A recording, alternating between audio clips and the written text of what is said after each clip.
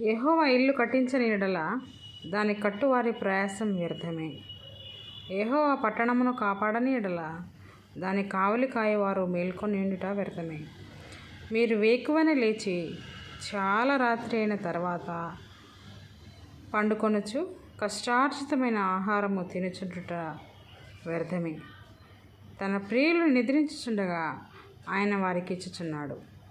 కుమారులు యెహోవా అనుగ్రహించు స్వాస్థ్యము, గర్భఫలము ఆయన ఇచ్చు బహుమానమే.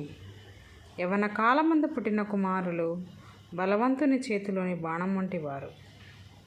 వారితో తన అమ్ముల పొది నింపుకొనినవాడు ధన్యుడు. అటివారు సిగ్గుపడక గుమ్మంలో తమ విరోధులతో వాదించుదురు.